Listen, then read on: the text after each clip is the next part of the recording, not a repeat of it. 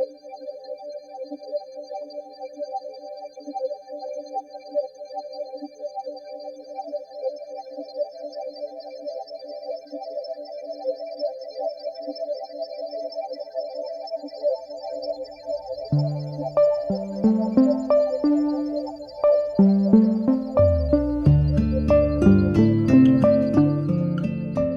suis Eric Astex et je suis éleveur d'arbres. Je suis gestionnaire forestier professionnel au cœur du massif forestier landais depuis 20 ans. Je m'occupe de peuplement forestier que des propriétaires me confient en gestion. Mon objectif, c'est de faire du gros bois d'œuvre de haute qualité dans les peuplements qui me sont confiés, en bannissant les coupes rases et en me servant de ce que fait la nature depuis la nuit des temps, faire pousser des arbres, protéger les écosystèmes et la biodiversité.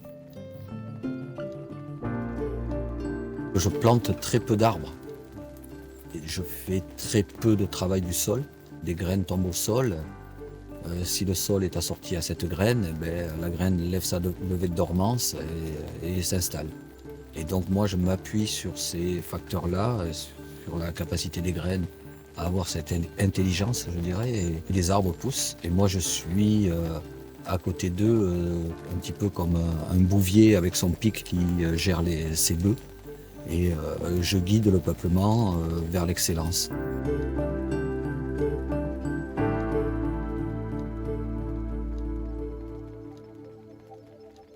On est dans une forêt vivante, à contrario d'une forêt conventionnelle où on a détruit tous les sols, où on a fait plus ou moins disparaître les microbes, les bactéries, où on les a déplacés de leur sens de vie et qui sont pour moi des forêts mortes.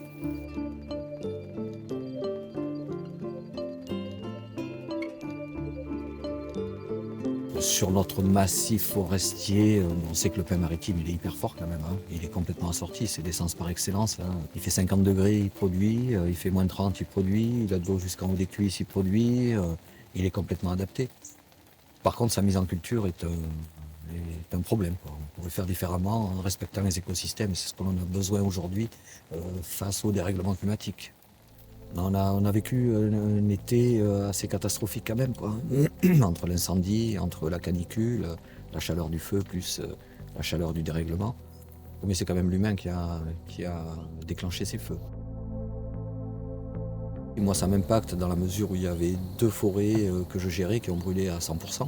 Mais je reste optimiste, pour moi ça va être très intéressant parce que les propriétaires pour qui je travaille, on est tombé d'accord pour faire proposer plusieurs itinéraires sylvicoles sur leur parcelle et ça va servir un petit peu de terrain de jeu. Ce feu a été très puissant, dévastateur, mais moi je reste optimiste.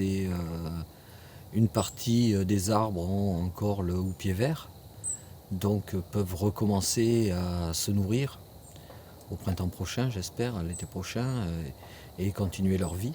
Après, effectivement, on ne sait pas trop par rapport à leur système racinaire, suivant l'intensité du feu, comment il a brûlé, et donc ça peut mettre en péril leur stabilité. Ce qui est sûr, par contre, c'est que les cônes encore présents sur ces arbres, qui se sont ouverts post-incendie avec les grosses chaleurs et qui étaient remplis de graines, ont réensemencé le sol, et donc on a pu voir hier dans ces peuplements où c'était quand même bien brûlé, la vie qui se réinstalle avec ces jeunes plantules de pin maritime qui sont en train de sortir, avec le recépage des jeunes chênes. On a vu du chêne, la Jaune d'Europe qui est aussi présent, la fougère aigle. Donc comment interpréter ça? En tout cas, la résilience forestière est très très forte. Et est-il nécessaire aujourd'hui de foncer directement à enlever tous ces arbres, ou est-il pas mieux de prendre un peu le temps, voir comment ça réagit et voir ce qu'il se passe au sol?